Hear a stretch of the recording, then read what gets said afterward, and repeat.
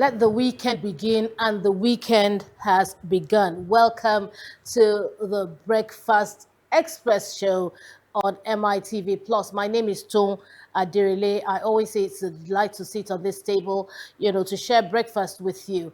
And of course, with Okwayemi. Okwayemi is very much around. Good morning, Okwayemi, and welcome again Yeah, to it's a another big, day.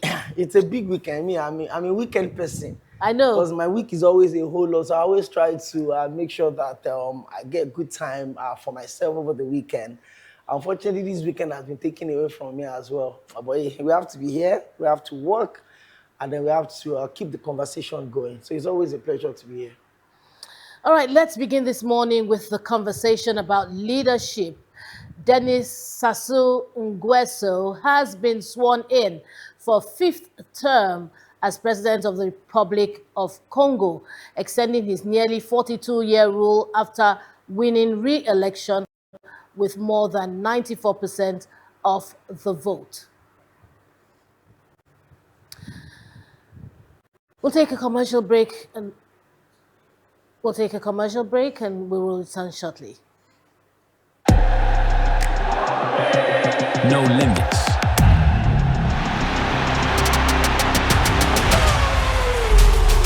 Welcome to the Africa Magic Viewers' Choice Award.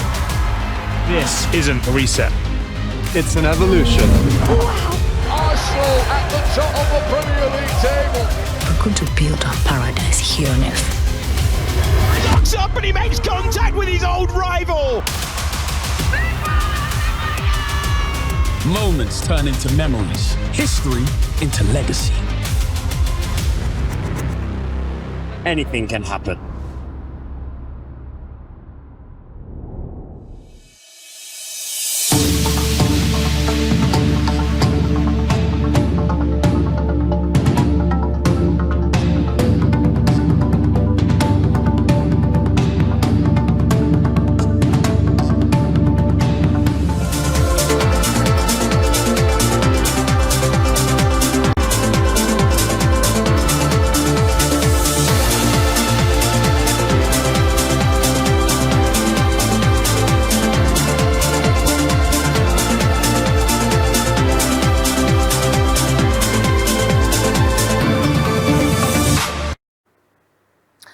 Let's go straight into the conversation.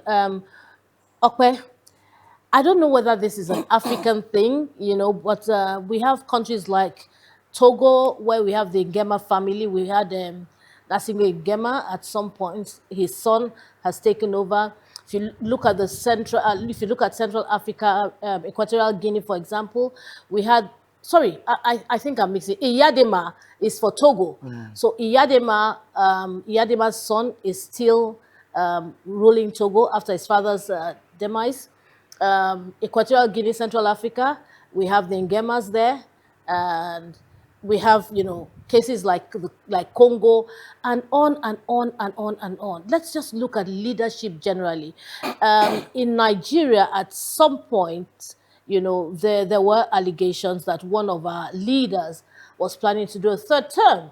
I don't know what it is about power. Once people get a hold of it, they don't want to let go. And leadership is a word that on its own, attracts a lot of responsibility. Even without acting it, the word, when you hear leadership, in your head, you start to break it down. Leadership comes with responsibility, it comes with integrity, it comes with accountability, it comes with transparency, it comes with a whole lot. You understand what I'm talking about? Now, let's just analyze leadership. Let's just analyze leadership first of all, and then we can now narrow down to African leaders. Okay, so I have a big one. There is a life president in Cameroon, Paul Biya. Yeah, Paul Biya. I forgot about that. So, for context, Paul Biya became the president of Cameroon when Alhaji Shehu Shagari became the president of Nigeria. So for those in Nigeria, they'll be able to understand. No, that's the how best far way. back. So I don't have to describe anything for you. Yes. Paul Biya was a prime minister in Cameroon until 1975 when he became president. So, Paul Biya is still the president of Cameroon. True. There was a disputed election last year that I covered.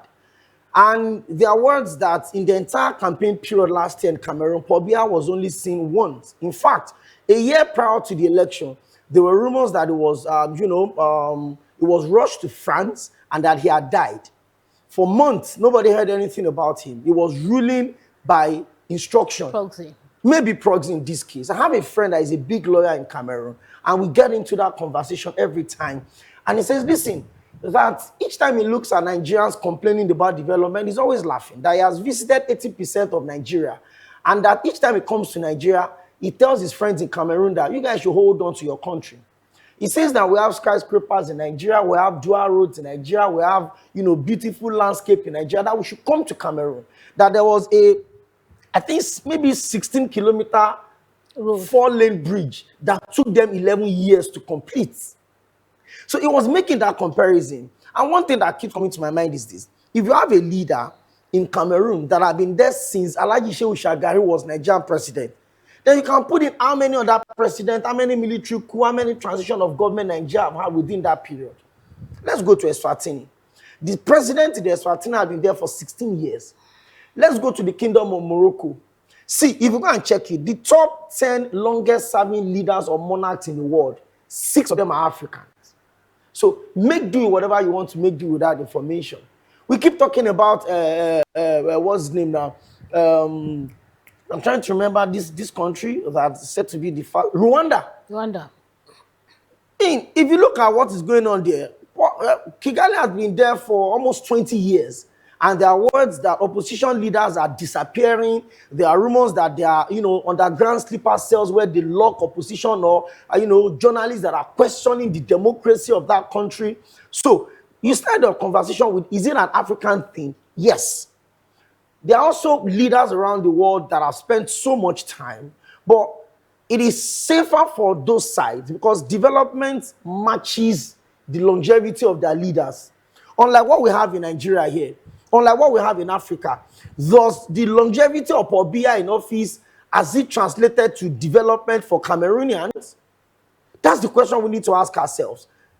So the fact that you have leaders in other countries of the world that have spent so many years there, but their development that you can show for it. Look at the Arab nations, for instance. Look at Kuwait, for instance. They're not even practicing democracy.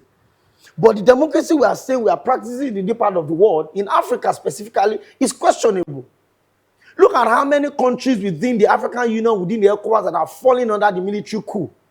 Niger Republic, Burkina Faso, these countries are under the military coup. There was an attempted coup late last year in Benin Republic that Nigeria had to step in because that was too close to us. To have a military operation in Benin Republic is too close to the country. But you cannot blame the people for asking questions from their leaders. Now, Paul Biya recently appointed his son as the vice president and head of the military of the country. Now, look at it everywhere. There was a time in Libya when Gaddafi was the head of Libya that the families of Gaddafi were the ones controlling things. There are countries in this continent of Africa where the leader is the father, the cousin is the minister of finance, this one is the minister of justice, and there's a whole lot of leadership fought in between. So look at what we have on our screen. We have leaders of 40 years, 42 years, 45 years, 41 years. And if you look at the economic situation of those countries, it's a disgrace. So longevity in office does not equate development. You can come in 4 years, come in 5 years, come in 10 years, and do things that a man that has been in office for 60 years, 50 years have not done. There are leaders on the continent of Africa that they cannot even stand on their own to campaign during elections. There are leaders in the continent of Africa, president of African countries that they've been there for 8 terms, 8, 9, 7. And it's not that they don't do elections. So they do elections. Look at Ivory Coast. But they'll tell you that 96% victory. Sometimes they will do election on the eve of election. The opposition, the leading opposition leaders will be kidnapped. They won't see them on election days. Look at the dispute around the election in Cameroon. Result was delayed for almost 11 days before it was announced. At the end of the day, the judge gave a judgment that Paul Biya won the election. Who appointed the judge? But it was announced. It was announced It was eventually because there was announced. protest. The there was pressure in the country. 1993 elections in Nigeria, the results were never announced. It was annulled. I mean, was you know that annulled. prior to that election, on the eve of the election, there was a everybody knew kangaroo the judgment results. Yes. that prevented that election from going on. But we're talking about African countries where they will go to the polls. The citizens of the country will think that they're exercising their franchise. Which is what we did in 1993. Unfortunately, we have a military system of government. That's what we We're did. talking about democracy, not even allowing democracy to thrive in Africa. We're just talking about them generally. Leaders, It's a shame. whether military or democratically elected leaders, I just think that we have a problem in Africa. It is a leadership problem. And maybe African leaders think that they cannot survive outside of power. Because it's very simple. How do you stay in the same government for 41 years? Are you not tired? And Are you not tired? And then you wonder how the citizens are able to cope. We can even talk here in Of Nigeria. course. Do you understand? But it's not as if we don't see these patterns. You know, if Nigerians were just complacent and wouldn't say anything, perhaps we would have been in the same situation. I Do you understand? will continue to say this, that a third-term agenda in Nigeria cannot work. It wouldn't work. And I have my reasons. Nigeria's democracy is very sophisticated. We could have our problems. We could have repression of the press. We could have, opposition voices not speaking out. But Nigeria is very central to Africans' democracy. That if we make that mistake of going into a third term or doing that thing, it alters the course of democracy on the continent of Africa. We may think that nothing will happen. No, it can't. It's not even about Tinubu. It's not even about the Senate. It's about the international press. It's about the press in Nigeria. So no matter how they want to do it, Obasina came out to deny that it didn't happen. But I watched an interview a couple of years back from Honorable Abike Dabiri, and she says that, listen, the bribe for the third-term agenda was not even via transfer. They were bringing raw cash to legislators to make sure that it happened. Atiku Abubakar also didn't deny the fact that there were rumors of the third-term agenda from the former president. So it's not going to happen in Nigeria. I can go by what Abike Dabiri Yes. said, but I'm not sure I can go by what Atiku Abubakar said. I'm not saying this because I have anything. But you see, when it comes to with core politicians, you have to be a bit skeptical about what they say. Perhaps, he worked under OBJ. And he was also nursing an ambition to succeed exactly. OBJ. So that could have been the need for him to say, no, third term cannot work. Exactly. So I'm actually being very careful about that. But the thing is that these trends, we actually see in Nigeria as well. And we've talked about it, even yesterday we talked about it, day before yesterday we talked about it, where the leaders are bringing their children into leadership, not by the choice of Nigerians, but by their own choice, because they believe that this stake is ours, and So even if they we're not cannot going to officially get relinquish third term, my son can do third term in proxy. Exactly. So we need, I just think we need to change our mindset.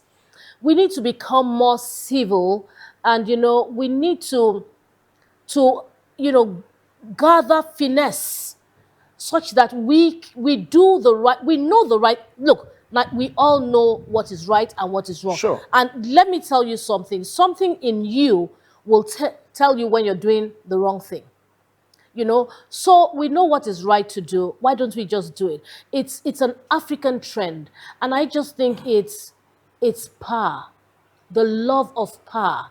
Being able to dictate, being able to call the shots, being able to have people looking up to you, worshiping you, being able to have sycophants, being able to just do what you want, how you want, and when you want it. But you see, all of these things must come with discipline. I believe that people who lead responsibly, with integrity, with accountability and transparency, you don't need to force yourself to come back.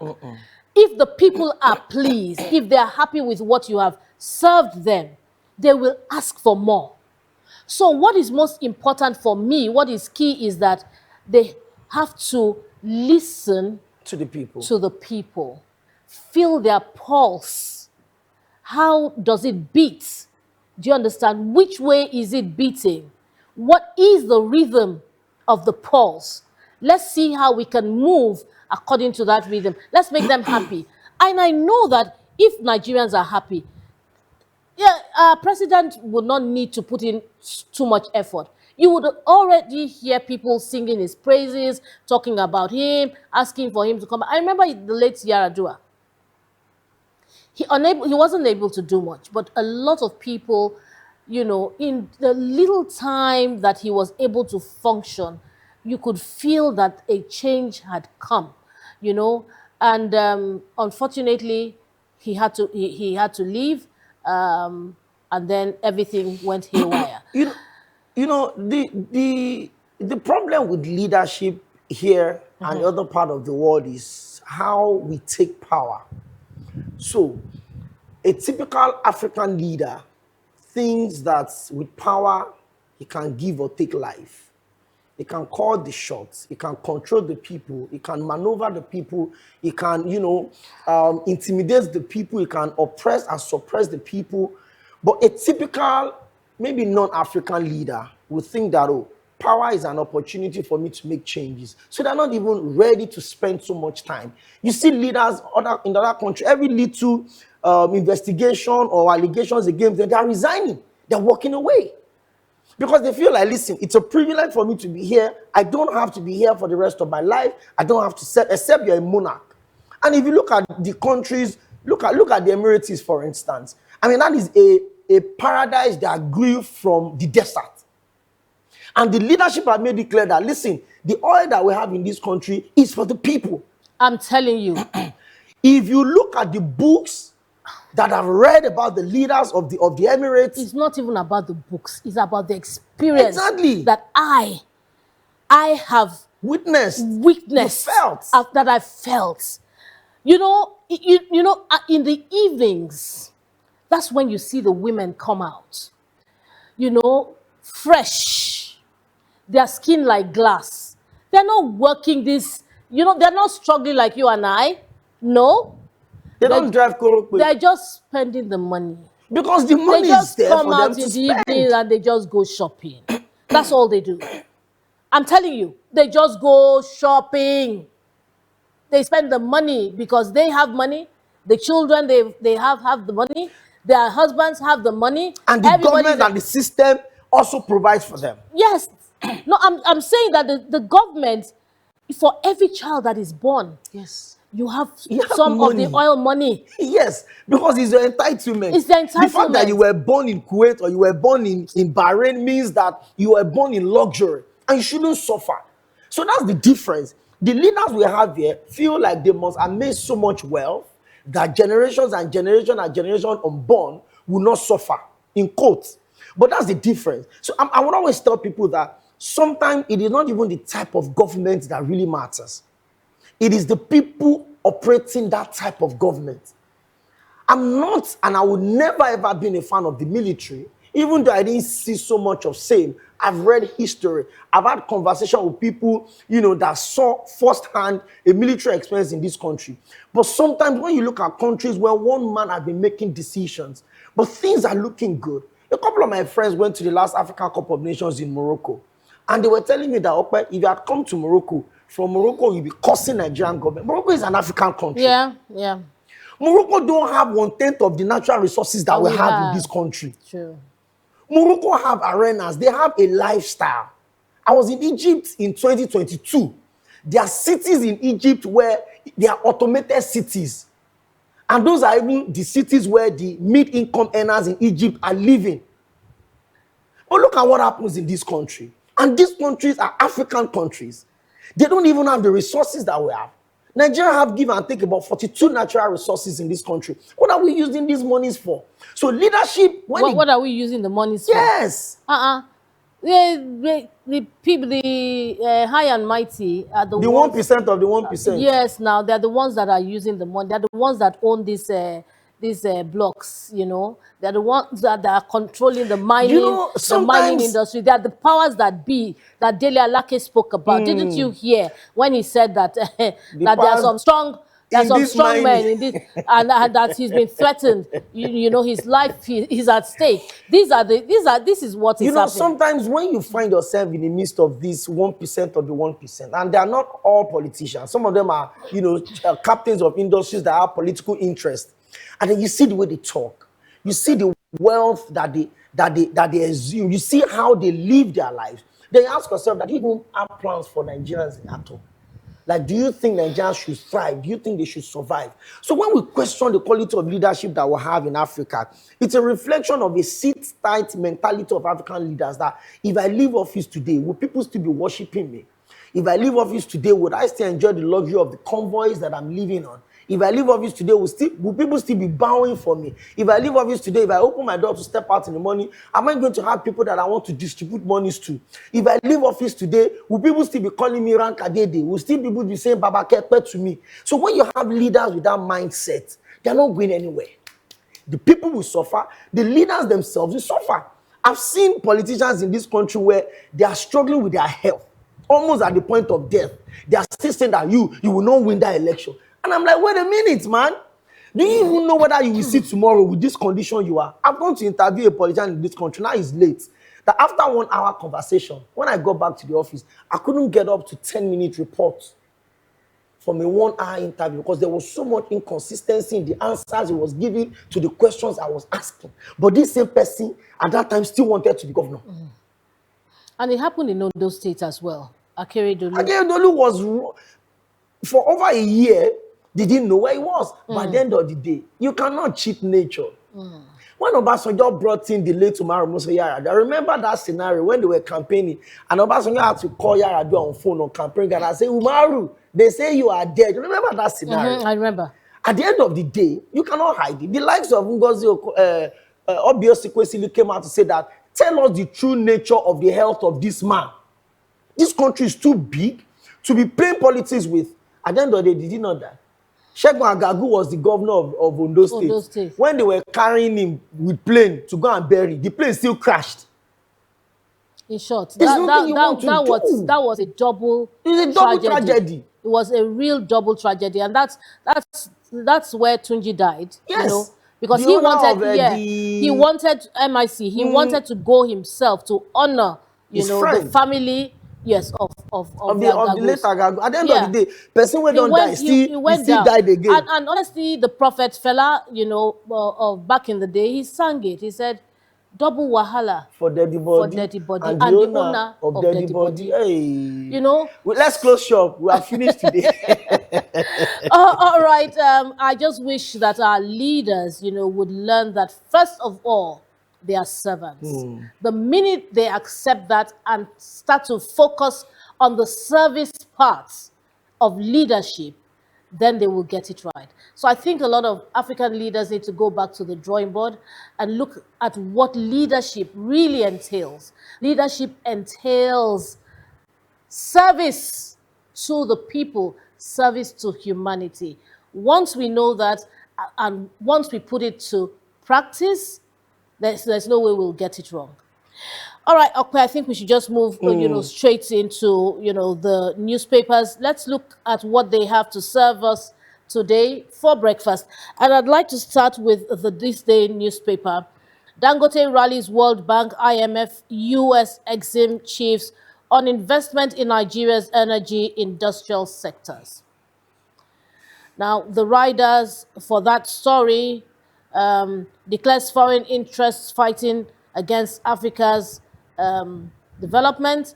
Dangote Industry spotlights refinery vision 2030, others at Nasarawa Trade Fair. I remember there was a time back in the day we were talking really, really, a lot about Vision 2020, and it was like 2020 will never come. Will never come. 2020 has come and it's gone. Now we're talking about now we're talking about Vision 2030. One thing we need to understand is that time waits for no one. It doesn't wait for anybody. So when we think we are setting, a date far away for projects, or we're proposing, certain things to do with dates which we think have a 10-year plan. yes, which Before we you know what's think happening, you are have so just- far away. Honestly, before you know what's going on, the dates are there already, knocking at your door. Okay, still on this day newspaper, Akpabio urges global shift from war to development, calls for stronger UN roles. The banner headline of this day is Tinubu, I remain undeterred by antics of opposition. I won't retreat. And that comes with a lot of riders, accuses Atiku of mismanaging privatization, saying nothing they privatized is working today. Alleges they wanted to privatize another man's political party, but that one said no. Oga, are you sure that you don't know about these things? Stresses Nigeria must not succumb to disobedience of lawful court orders. Presidency to Atiku, jettison 2027 bid. Respect power rotation, zoning is binding. Wait till 2031, Wike lashes out at Atiku. You don't own Nigeria, ex-VP replies. Oh my God. I'm loving this though. I'm mean, loving it, but I'm not liking it. Okay. Maybe I'm loving it, but I'm not really liking it, you know.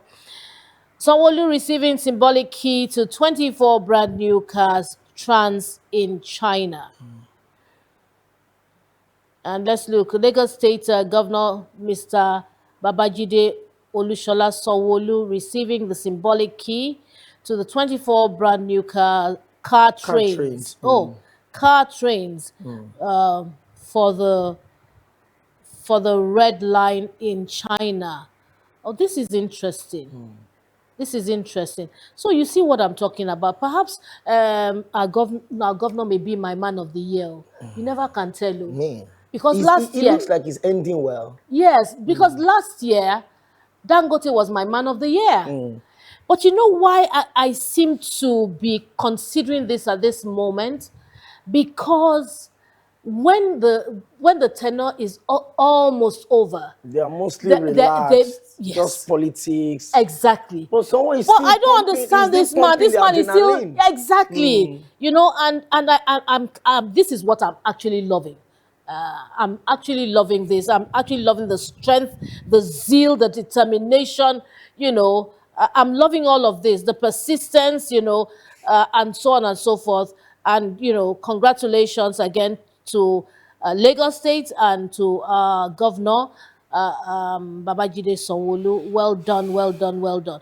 All right, that's it from this day newspaper. I think it's time for us to look at the Sun. Daily Sun. Daily Sun is also giving us something of some not so good news. The screaming headline: gunmen abduct 14 UTME candidates in Benue. Passengers also kidnapped in bus attack. Well, that's not a good one. That's a very, very sad thing. Nige- And I think we should look at it. We should talk about it. How can we, you know, abduct UTME candidates? And in Benue State again, what are we talking about? We're talking about children here. Now, if you ask me, and I don't know, people will say that's how women reason. But honestly, I think that JAMB should pay for this. Because I don't understand why JAMB will ask students to get to the venue for their exams at 6:30 a.m. When you, I don't know about you, but when I did JAMB, I did it on a Saturday. I didn't do JAMB on a weekday. It was on a Saturday. Now, the fact that this is in Benue State, and they know what has been happening in Benue State, I think that they should have, you know, planned, you know, some sort of security. They should have done some sort of security, whatever provision for the children. For example, say, okay, JAMB is going to start at whatever, maybe 8 o'clock in other states, but in Benue State, in the states that are prone to attacks, perhaps it will start at 10, where everybody can see everybody and can know everybody. Perhaps it will start at 10 o'clock, okay, and finish at whatever time. That would allow, the students and the parents, to go with more confidence. But you say that this thing is going to start at 6:30, and now these children have been abducted. JAMB should pay for whatever ransom. If they're going to ask for ransom, JAMB should pay. It's quite unfortunate that it's not just happening this year. Last year, there was a story that I followed up where a prospective JAMB candidate in Ekiti State, I think one of the communities in Ijero, Ekiti or thereabouts, had issues, and then she was not even kidnapped, abducted. She entered one chance.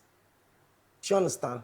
And it was so bad that she was molested, and there were a lot of issues around it. And I'm always wondering, is it that our laws in this country are made for humans, or humans are made for the law? So we feel very rigid. We don't want to look at the exigencies and emergencies and be flexible enough to bend the rules for certain situations, just like you said.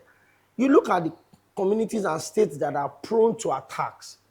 Because you know what? Some of these students, they sleep at their CBT centers so that they can start early.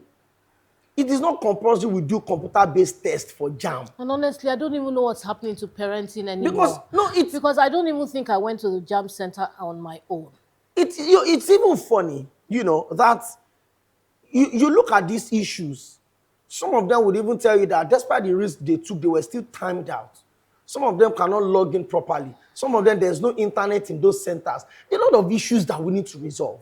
Because even going through all these risks still does not guarantee that when you leave university, you will get a job. Does not guarantee that when you get into the university for a 4-year course, you will spend 4 years for that course. It still does not even guarantee that even if you pass this post-UTME, that you would even have admission because somebody somewhere has already taken your quota. So you look at these and you're asking yourself, what exactly does JAMB think when they are planning this exam? You know communities that are high risk. Why do they have to write CBT? And then you start to why wonder, do they have to even start at 6 o'clock? Are they, why at that time? Why at an ungodly hour? Why? Okay, if the city centers are safe, if Makurdi is safe, if Otukpo is safe, if Otukpa is safe, if Boko is safe, why don't you move all the prospectus to the city centers where you can provide and assure of their security? Why do you have to allow them go into those villages? Just look at this one right now. As we're on this show right now, I saw a news flash now that the bandits in Kaduna that abducted 37 Christians are demanding for 1 billion naira. That's the news flash I just saw now.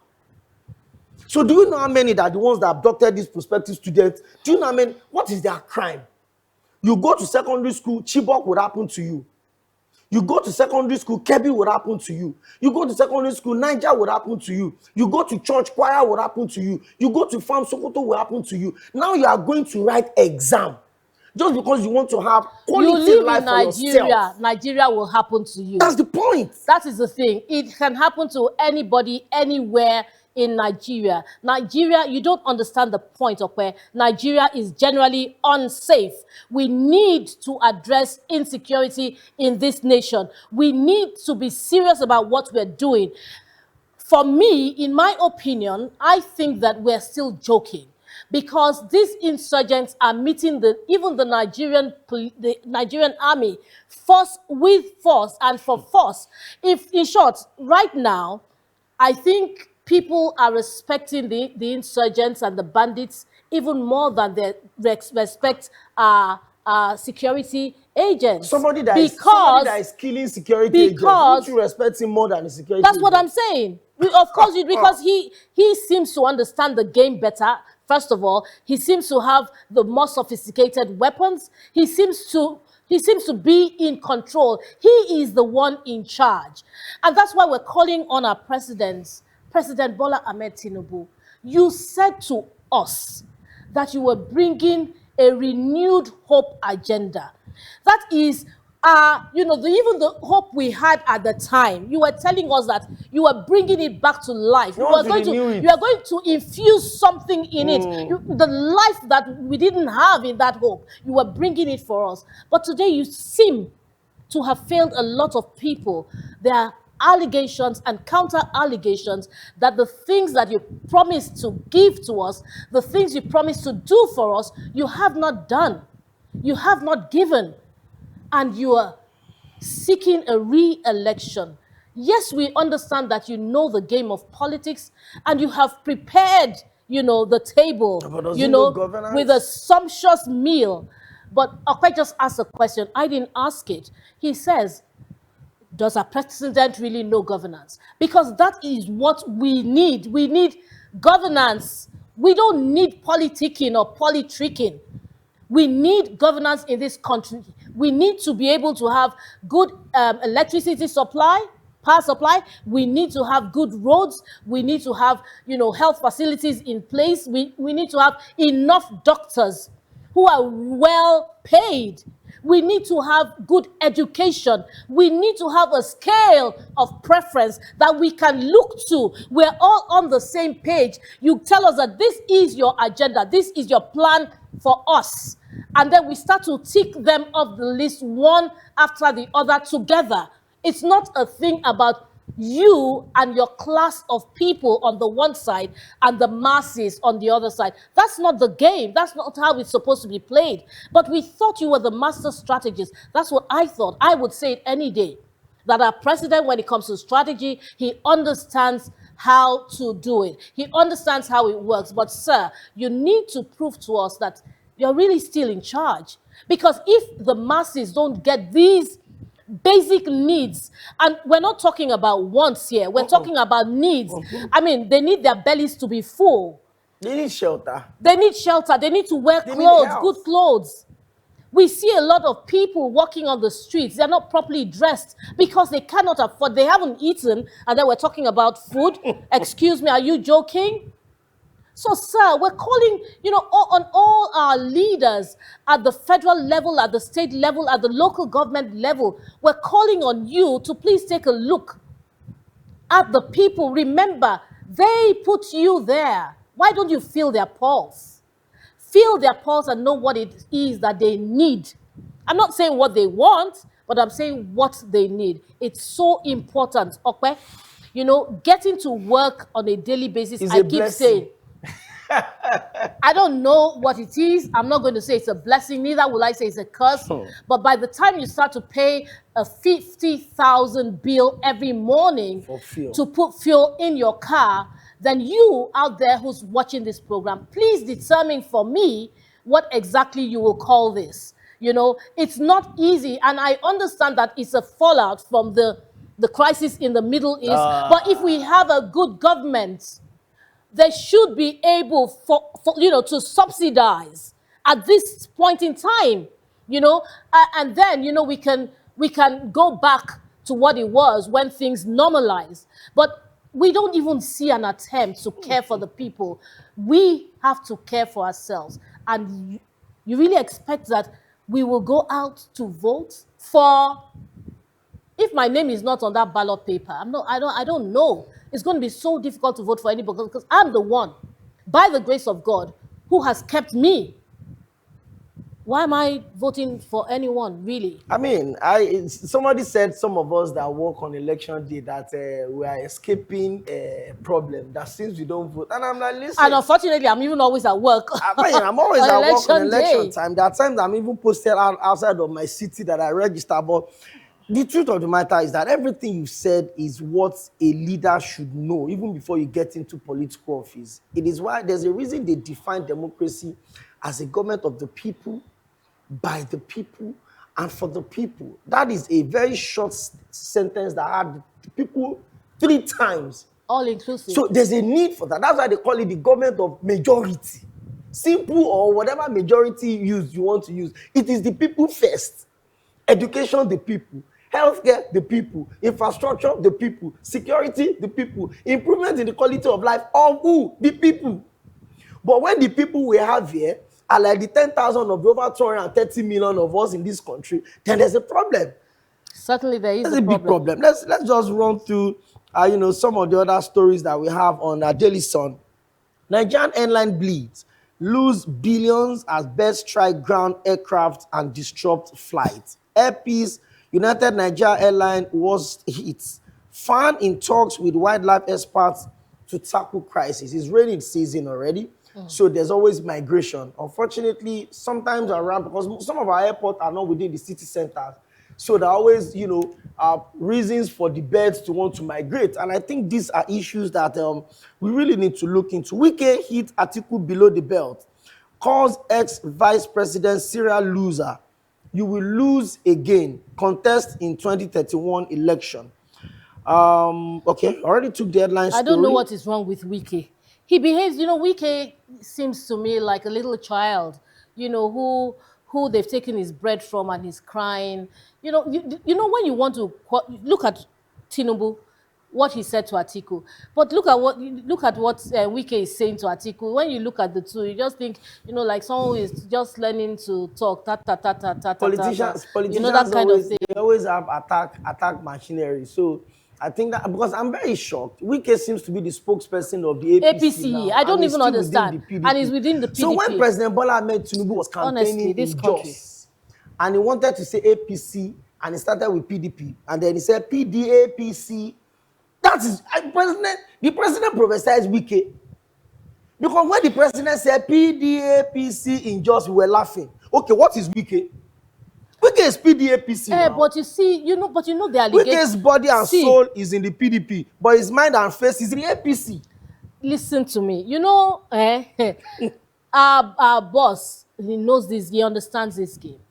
And you see, when people allege that he has a hand in certain body of Esau, voice of Jacob. You are so getting it, you are so getting it. Because, this thing that he coined, he knew why he coined it now. Do you understand what I'm saying? And it's quite unfortunate because people are alleging that he wants us to have a one-party state. It's looking very much like that. What do you want people to say? What's the excitement about politics? What's the excitement about the election? And look at what he came out to do yesterday. Doesn't it tell you everything from what I hear in the social media? For what is probably happening. Yes, and he's saying that, when the election was hard, the campaign was hard, the election was hard, the primary was hard. The election itself was hard. And now, this guy, we are now 32 governors. We are almost 90 senators. It's almost done. It's a walkover. It's a walkover, But it's politics. Let's just run through this one. Court orders the arrest of ex-Humanitarian Affairs Minister and the Permanent Secretary, Farouk. Tinubu, I can't bow to opposition's intimidation. That is a politician speaking right there. 4 marketers deny charging airlines 3,300 for Jet A1. Promises price drop in the coming weeks. Of course, there is the picture of the governor of Lagos State, the outgoing governor of Lagos State, Governor Babajide Olusola Sanwo-Olu, receiving the symbolic key to the 24 brand new car trains for the Red Line in China yesterday. Hold it. Okay. Why do you keep saying the outgoing governor of Lagos State? No, don't. Is he incoming? Don't do that. We don't have elections yet. I did not say former governor. I said outgoing. Okay. Please don't qualify him like that. Election is February 2027. It doesn't matter what month are we in. This is April. He is by this time next year. He will have been preparing his handover notes. But let next year come. He is the governor of Lagos. In his mind, you know he's outgoing. In his mind. In short, okay. This man. Let me copy you. Let's go on. Okay. In short, this man is my governor. I know that I know that if people like Rio are watching this program, they're just going to make fun of me because he knows that at a point in my life, you weren't exactly a fan. I was not a fan. But right now, as far as I'm concerned, this man is my governor of choice. Wow. So I've qualified it. I've qualified it. So don't come and be telling me outgoing. Outgoing for where? You are saying outgoing. This man is still receiving car trains from the Chinese There's people. A process that come on now. I did not say formal. I said outgoing. Who is the incoming that you want? That you are saying? Negotiations will decide. So why you, when there is none? In the absence of none, what do you do? You know, for now, Status quo remains. Don't let the ABC people catch you. Oh my, so interesting. All right, you're still on the Daily Sun. No, let's go through Nigerian Tribune. We're done with Daily Sun. Okay, the Nigerian Tribune, they're above the nameplate. Gunmen abduct 14, including UTME candidates in Benue bus attack. And the writer for that story is 2.2 million seats for 2026 UTME nationwide. Candidates free to wear hijab into exam hall. And that's coming from the board. Security forces on high alert for large-scale attack on airport prison, memo says. Well, for me, this is quite interesting because this is being proactive, which is what we always request for. We don't want them to be reactive. We want them to be proactive. And I know there's some other story somewhere about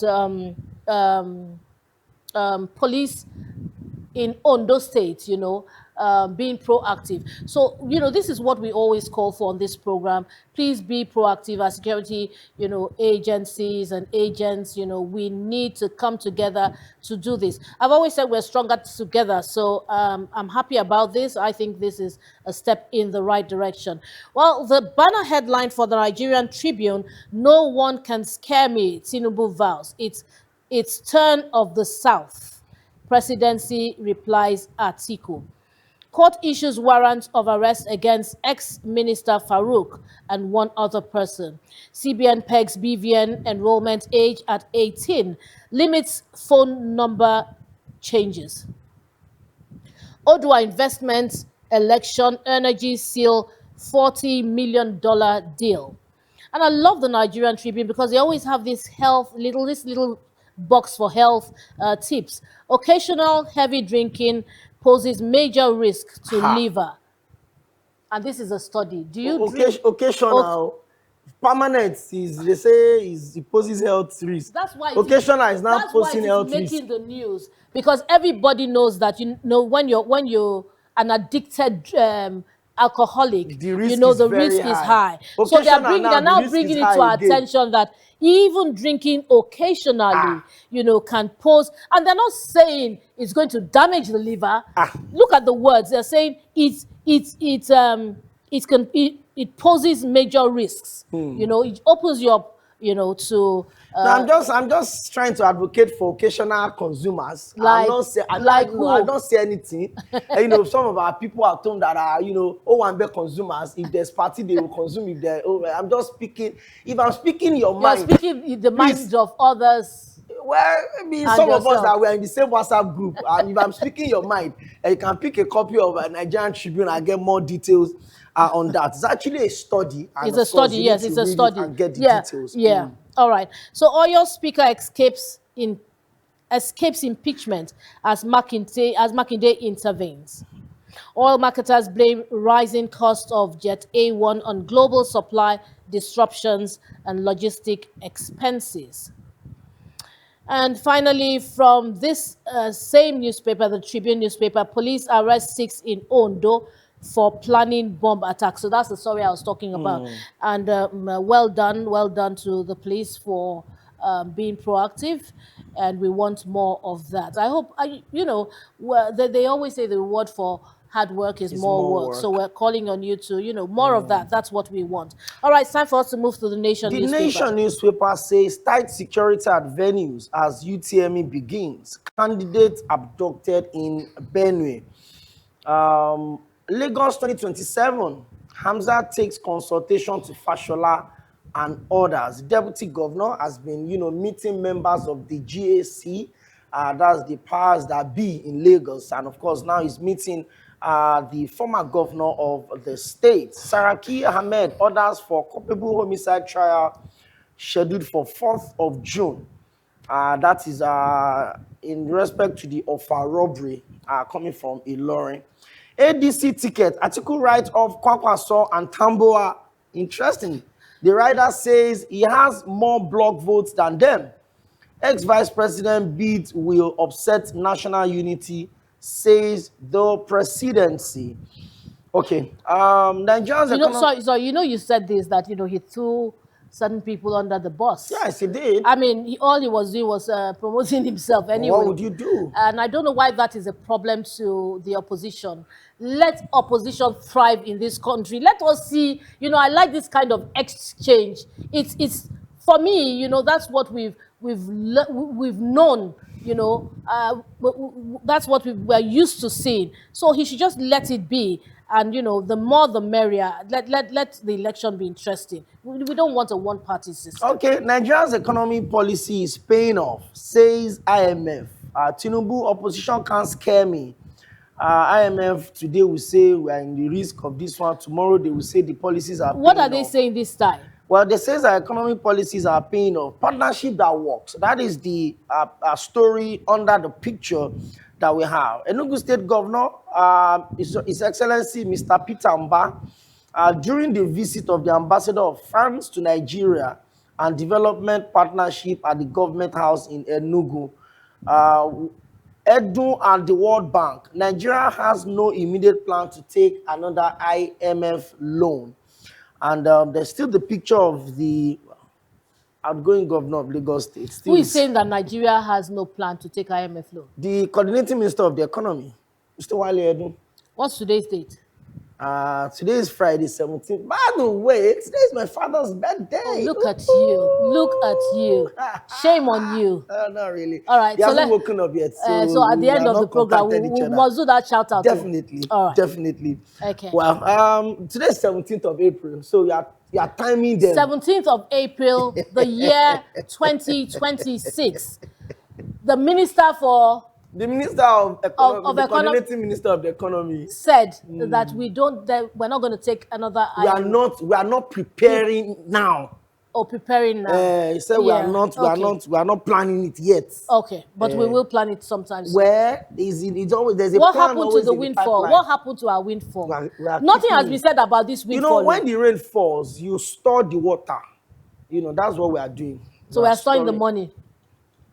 Are storing the money. Yeah, that's why they call it windfall now. It's falling. So we are packing and if they think they are not going to explain this windfall to us, they have to. What happens to that windfall? We'll be asking every day until we know how they spent that money. They must tell us.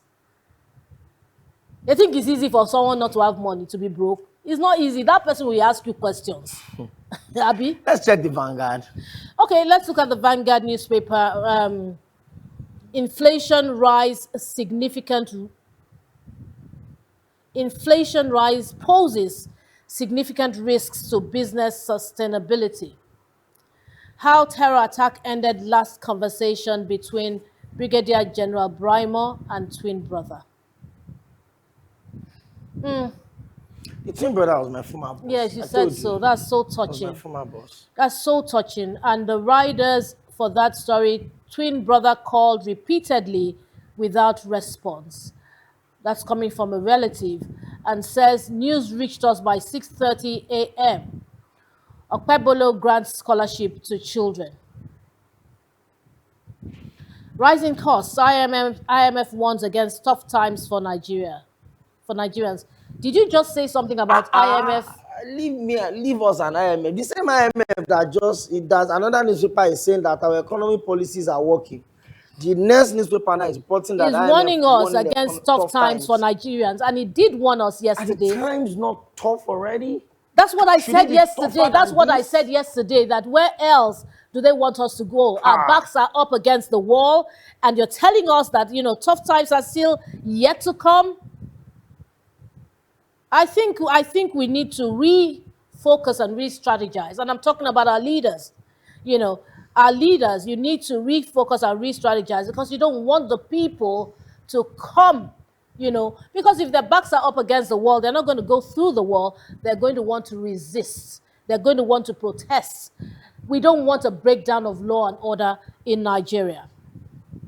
I'll take the banner. Okay, I just took the banner headline of the Vanguard newspaper. Gunmen abduct 14 UTME candidates in Benue. 10 tricks Tokunbo car dealers use to rip customers off. 2027, Tinubu dares Atiku Obi El Rufai, you can't scare me. Tinubu will do 8 years like Buhari, Ononuga tells Atiku.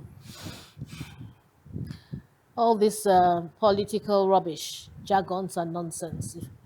Well, that's just a cartoon. A cartoon. I was just going to read a cartoon, from the Vanguard newspaper, but I think we should just move to the Punch. Okay, so this is a big one. Federal government moves to tighten airport and prison security with the rider, police, NIS, NCOS on red alerts to contain threats. 744 ex-terrorists graduated from rehabilitation camp.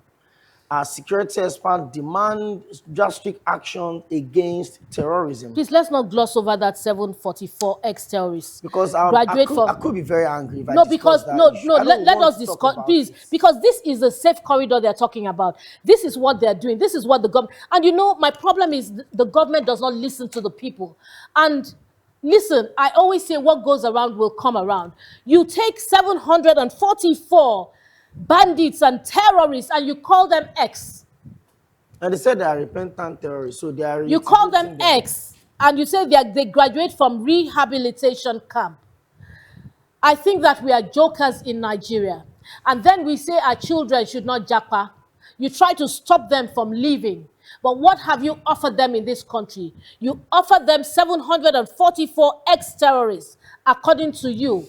Ex-terrorists. You know the funny thing? As far as I'm concerned, you're offering them 744 times as many terrorists as exist in Nigeria. Do you know the funny part? Their lives are not safe. Their property is not safe. And I'm listening to you, but at the same time, I'm venting. The insensitivity around the timing of this rehabilitation is concerning to me. Yesterday, yes. We were burying a slain brigadier general and other soldiers at the military cemetery in Borno.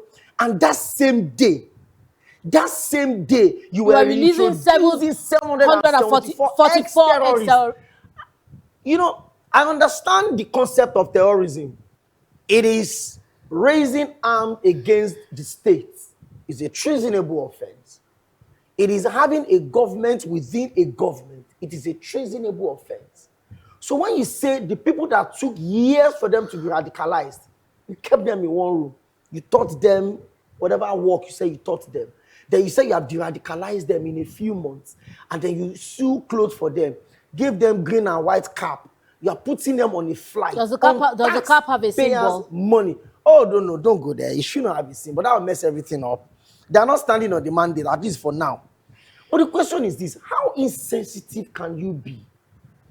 There are Nigerians languishing in IDP camps scattered across this country. From Kaduna to Benue to Borno to Adamawa to Niger, there are IDP camps everywhere.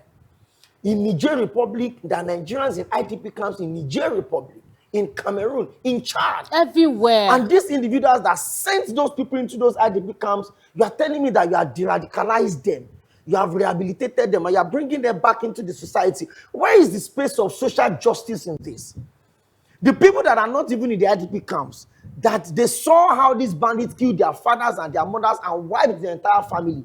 How do you expect them to feel? How do you want the families of the soldiers, of the soldiers, the slain the children soldiers, of the brigadier general that was slain, the soldiers, the twin brother. How do you expect my boss to feel reading that you are reintegrating these people into the society system again? On what basis is that? Can you assure me that the 774 that you have reintegrated are truly repentant? Did you do psychological tests for them? Are you sure that they will not go back and go and give information to their comrades? Are you sure they will not go and swell the ranks of the people that are attacking this country? How dare anyone comes out to say that you are rehabilitating and reintegrating? Do you know that the US Embassy in Abuja have closed shop? Of course. And you know, and that is why they said they are threatening Abuja. If the FCT is under threat, then what happens to Ikole Ekiti? But listen to me, Okwe. This is what I'm saying. You see, the fact that our government think that we are not intelligent enough, that we don't, it's all We can't semantics. connect the dots. We can't, yes, it's all semantics. First you talk about safe corridor.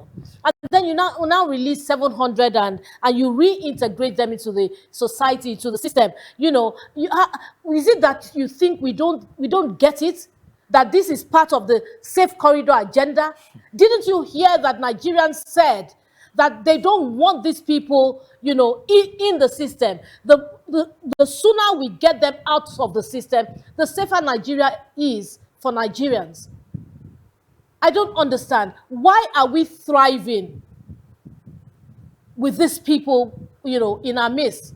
Why, how does it make sense, really? I think that this is so insensitive, and honestly, even when we had military administration, to some extent they would listen. I don't understand if the government is not listening. I don't understand what our special advisors are doing, really. Are they bringing this to the notice of Mr. President? Mr. President said he reads the papers. Is it that are you sure Mr. President actually reads the papers? Or maybe he has a different paper they give him every morning to read. You know, and all the headlines are just eulogizing and praising the president. Because if the president reads all these headlines, every single newspaper this same president was the same president that fought for freedom of people. This same president was the same president that stood in the forefront of the struggle for democracy. This same president. And now he is there. One would have expected that, you know, everything would be served on a platter of gold. But what's going on? I think this is so insensitive, and it is really annoying. And, you know, some minister somewhere in Nigeria has said that when he watches a particular journalist, he feels like shooting him. Perhaps he will want to shoot every journalist, because we will talk. This is our job. We will talk. We see these things. We hear something. We see something. We say something. This is the most insensitive time to be doing this kind of thing. It's disturbing, really. Okay, UTME candidates, travelers abducted in Benue bus attack. No plan to borrow from IMF's $50 billion fund. So IMF announced that there's a $50 billion intervention fund for countries that want to borrow. So that's why Wale Edun is saying that we don't want to borrow yet. So just keep your money. Just keep, no. Did they say they should keep their money? Why do you do this now? Did he say they should keep their money? You are just saying your own. You just said still keep it. At least for now. For now. U.S. ambassador post vacant in Nigeria and 116 countries. Wow. The allies of the U.S. are waiting for the new ambassadors to be posted by President Donald Trump. I think we have Guardian to go. Let's touch this one real quick. Okay. How systemic collapse, corruption worsens inmates' plights behind bars. I'll just take the stories that we haven't taken from the other papers. Tinubu dares opposition, vows to stay course as zoning debate deepens. We already took that. Oshunpo, CSO's petition, Amukwito, over redeployments as INEC adjusts timelines. Reps OK's 248.6 billion naira relief, 10-year debts restructuring for Kano, Jos Ikeja discos. NDPC warns organizers as hackers target financial digital system. We have a picture story, but I'm not going to look at that. Let's quickly look at one or two of the above the nameplate stories. Reps expand probe into 1.12 trillion and anchor borrowers funds summon firms. Police and customs uncover terrorist plots in Abuja, Niger, and Ondo. And finally, the same story, Jet A1 crisis, fuel marketers dispute airlines, 3.3 liter claim. What's that? What's that figure? 3,300 per liter claim. 3,300 per liter claim.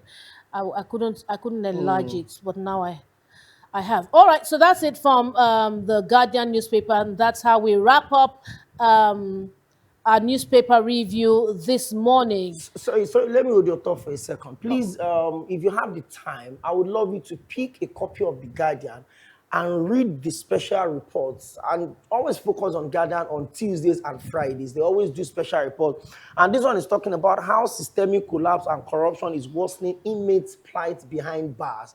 There is a prison in this country that is supposed to house 800 people, but it's currently housing 5,000 people. No, That when is you the want to Port talk, if Harcourt you want to prison. talk about that, you say there are prisons.